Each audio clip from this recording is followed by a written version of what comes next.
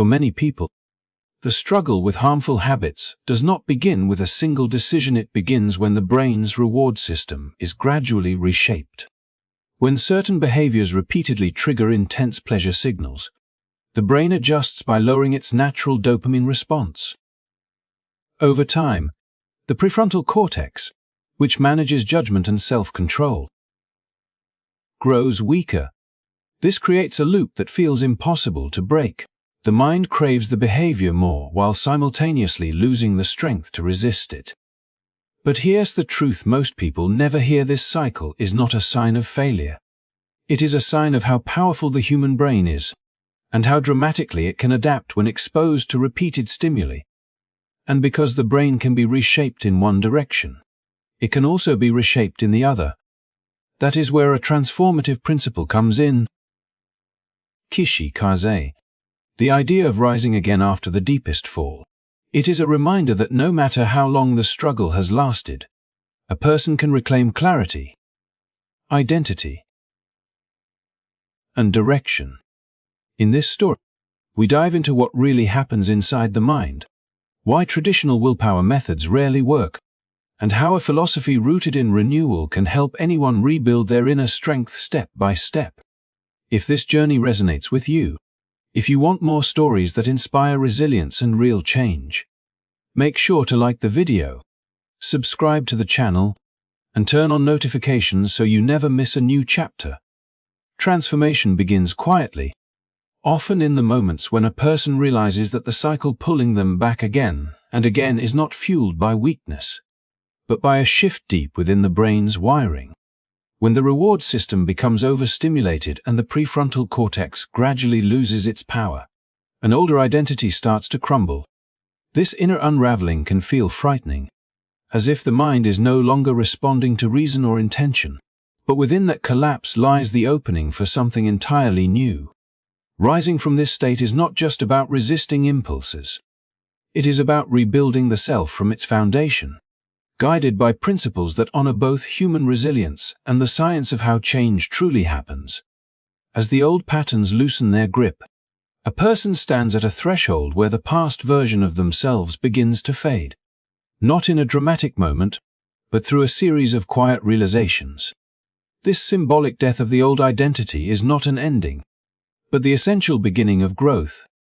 Eastern wisdom long described this process through ideas like kaizen, the gentle art of continuous improvement, and ikigai, the search for a purpose that gives life direction. These philosophies do not demand sudden perfection. Instead, they nurture transformation by encouraging each day to carry a small shift forward, allowing the mind to slowly reassemble itself with intention and clarity. Behavioral neuroscience echoes this perspective. New pathways in the brain strengthen through repetition, just as old pathways weaken when they are no longer reinforced.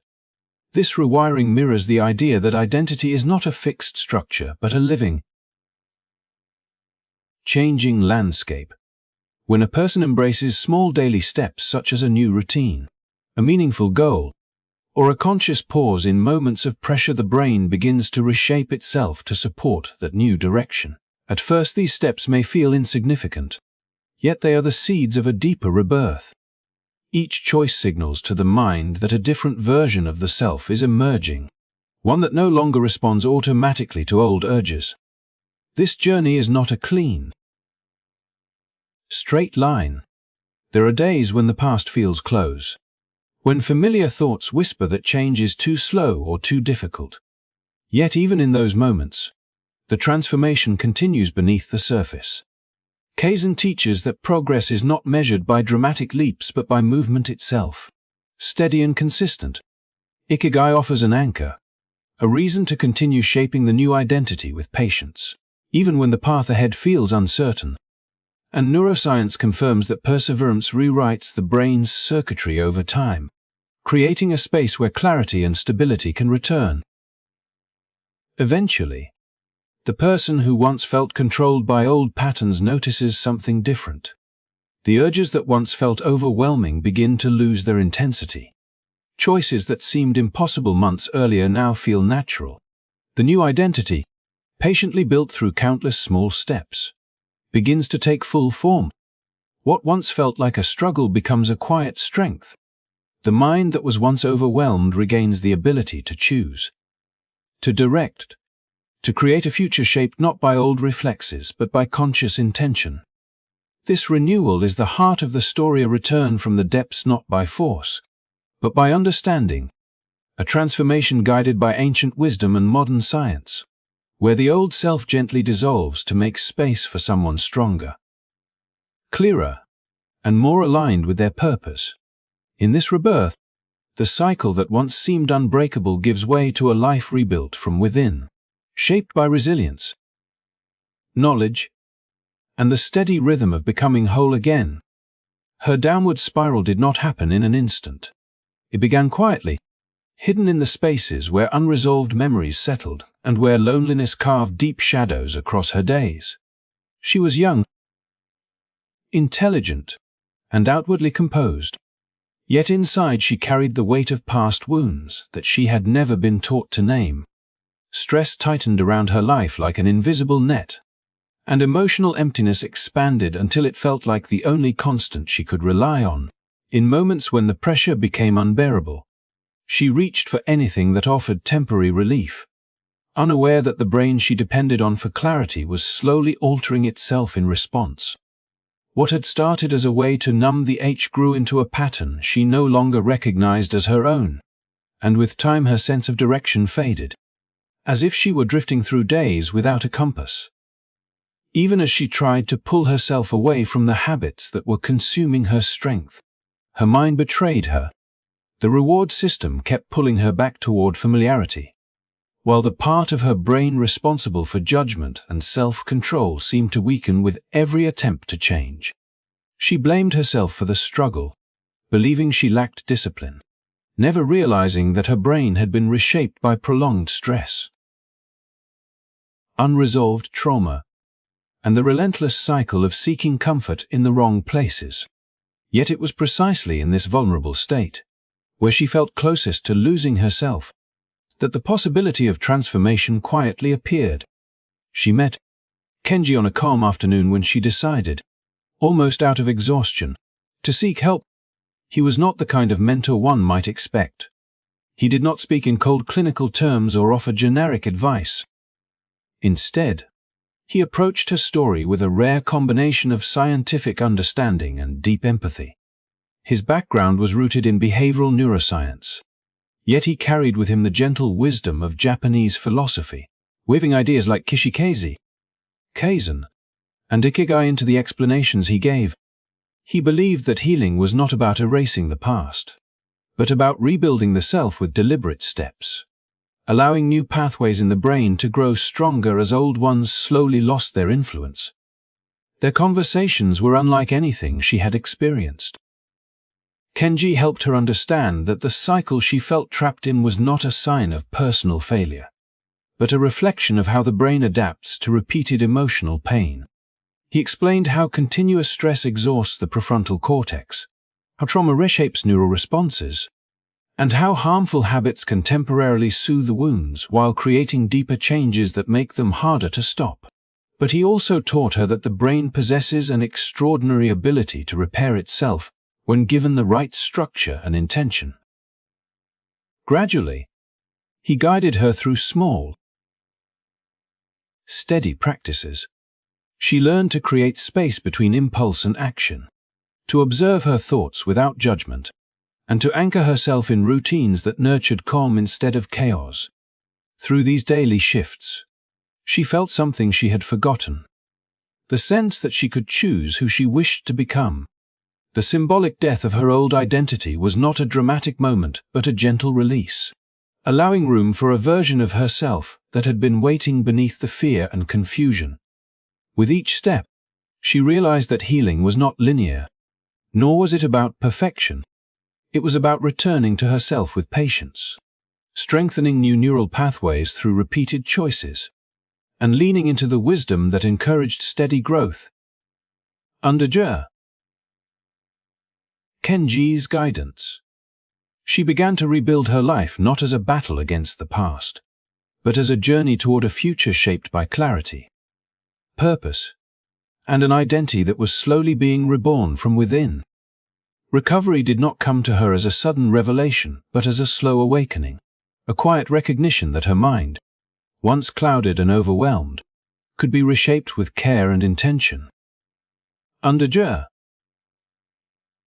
Kenji's guidance, she began to understand that the brain was not a fixed structure but a living, shifting landscape capable of extraordinary transformation.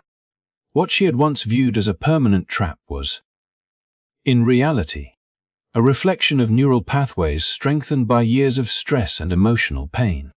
He introduced her to the concept of neuroplasticity, explaining that every thought, every small decision, and every repeated action had the power to carve new roots in the mind, gradually weakening the hold of old patterns. This idea did not erase her struggle, but it gave her something she had not felt in a long time, a sense of possibility. At first, the practices he encouraged felt unfamiliar. Mindfulness was not simply sitting in silence. It was learning to witness her emotions without being swept away by them, allowing space between her reactions and her choices. She discovered that even when waves of discomfort rose within her, she could observe them like passing weather rather than interpreting them as commands. This subtle shift helped her regain a degree of control she once believed she had lost, and with each mindful breath, the noise in her mind began to soften. She started to notice moments of calm that she had previously overlooked, and those moments slowly grew until they formed a foundation she could stand on. Alongside mindfulness, Kenji taught her cognitive techniques rooted in Tet. He explained how unexamined beliefs could shape the lens through which she saw the world and how automatic thoughts, especially those formed during periods of trauma, could distort her perception of herself. Instead of wrestling with these thoughts, she learned to question them gently, to trace their origins, and to replace them with interpretations grounded in reality rather than fear. This process was not easy, but it brought clarity to the parts of her life that had long felt tangled. She began to recognize the difference between the voice of her past and the voice of her emerging identity. As her journey continued, he introduced her to the principle of kaizen.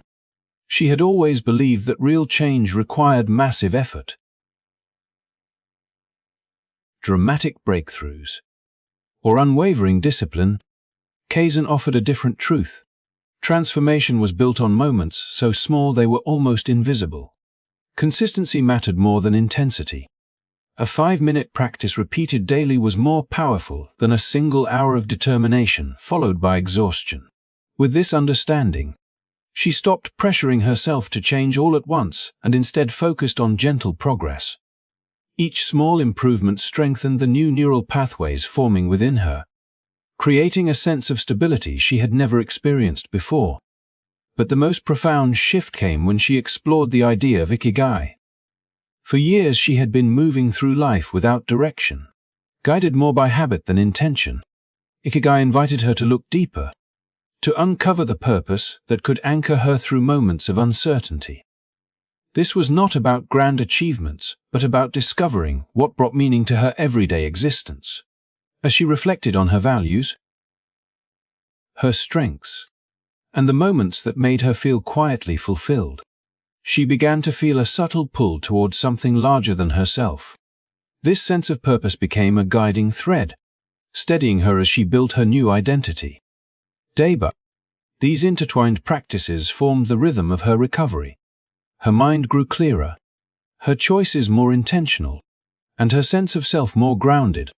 The combination of neuroscience,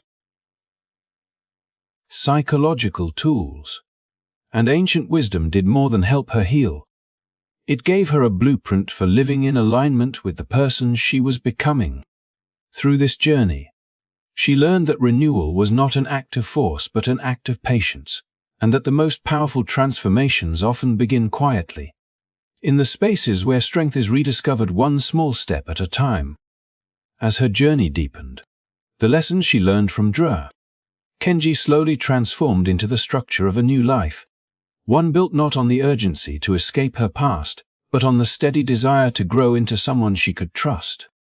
It began with purpose, For so long she had moved without direction, guided only by the need to quiet her inner turmoil. But when she finally allowed herself to explore what mattered to her, what stirred her curiosity, what softened her heart, what made her feel connected to something larger, she discovered a quiet clarity that began to shape her days. This purpose did not arrive with loud declarations. It emerged gently, giving her a sense of orientation she had never known. With it came the realization that change did not demand perfection. It needed only a willingness to improve by the smallest margin each day. Kaizen became the rhythm of her healing, reminding her that progress built through consistent, almost invisible steps could lead to profound transformation. As she embraced this gradual growth, she confronted one of the most challenging parts of her journey, the moments when old cravings resurfaced. Instead of reacting with fear or frustration, she turned to mindfulness, learning to observe the sensations without letting them dictate her actions. She noticed how cravings rose like waves, cresting with intensity before fading if she simply stayed present. In these quiet victories she discovered a strength she never believed she possessed. A strength built not on resisting with force, but on meeting discomfort with awareness. To support this new skill, she began reshaping her surroundings. She removed objects tied to past patterns, reorganized her space to encourage calm, and surrounded herself with cues that reflected the life she was building. Her environment, once a mirror of her struggle, slowly became an ally in her transformation. Sleep had long been elusive, restless nights feeding the exhaustion that made every challenge feel heavier. With guidance, she began to rebuild her relationship with rest.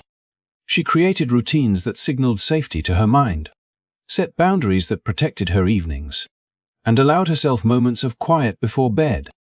The return of deep sleep became one of the first physical signs that her body was beginning to trust this new chapter. Exercise followed naturally, not as punishment, not as a desperate attempt to force change, but as a way to reconnect with the strength in her muscles, the steadiness of her breath, and the grounding presence of her own body. Movement helped her release the emotions she once held inside, easing the tension stored from years of stress. Nutrition became another layer of her healing. Instead of relying on quick fixes to soothe her emotions, she learned to nourish herself intentionally. She paid attention to how food influenced her energy, her clarity, and her mood. And this awareness helped her build habits that supported rather than sabotaged her well-being. Through these changes, she discovered that regulating her emotions was no longer about avoiding discomfort, but about understanding the signals her body sent and responding with compassion rather than fear. She learned to name what she felt, to hold space for difficult emotions, and to choose responses aligned with her purpose instead of her old patterns. Each element purpose. Tiny improvements. Mindful awareness. A supportive environment. Restorative sleep. Steady movement. Intentional nourishment. And emotional understanding wove together into a life that no longer revolved around escape. Her identity, once fractured by trauma and prolonged stress, began to feel whole again. She no longer saw herself as someone trapped by her past, but as someone continually growing, guided by both ancient wisdom and modern science. The shifts were subtle at first, but over time they reshaped her mind, her habits, and the way she moved through the world. What began as a struggle for stability became a journey toward a life defined by meaning, resilience, and a quiet, enduring sense of self that she had rebuilt from the inside out. Recovery, for her, was never about forcing herself to abandon a habit through sheer determination. It was about gradually transforming into someone whose life held enough meaning, connection, and purpose that the patterns once controlling her no longer felt relevant. As she continued her journey, she realized that true change did not come from avoiding the past version of herself, but from growing into a new identity, one built with intention rather than fear. This transformation became clear the moment she no longer recognized the old rhythm of her days. Her routines shifted from cycles of pressure and escape to moments filled with quiet purpose. She began waking up with a sense of direction, not because every day was easy, but because she now understood why she was moving forward. The goals she once struggled to define began guiding her actions, giving her something to hold on to when moments of doubt appeared. These goals were not grand or overwhelming. They were meaningful, rooted in the person she was becoming, grounded in values that shaped her decisions. Equally important were the people who entered her life as she healed. The isolation that once intensified her struggle slowly dissolved as she found communities that supported her growth, whether through group discussions, shared experiences, or simple conversations that reminded her she was not alone. These connections became the pillars that strengthened her progress. They celebrated her victories, understood her setbacks, and offered perspectives that helped her stay anchored. In these relationships, she finally felt understood, seen, and valued, not for what she had survived, but for who she was becoming. Her transformation also extended into the way she viewed her future. Instead of fearing what might come next, she embraced possibility, the life she was building, one enriched by purpose, community, self-awareness, and daily renewal began to feel fuller than anything she had ever known before. And in that fullness, the grip of her old patterns slowly weakened. They no longer fit into the world she was creating, no longer aligned with the identity she had shaped. The person she was becoming had room only for growth, clarity, and a deep sense of alignment. This, she realized, was the essence of true recovery. Not the absence of old habits, but the presence of a life so meaningful that those habits lost power. Not a fight against an identity she once feared, but a commitment to nurturing the identity she had patiently rebuilt. Step by step, she discovered that renewal was not a single moment, it was a lifestyle, a continuous shaping of who she wished to be. Thank you for listening to this journey. If this story inspired you or offered a new perspective, do not forget to like the video, subscribe to the channel, and stay with us for more stories that explore the strength and resilience within every human life.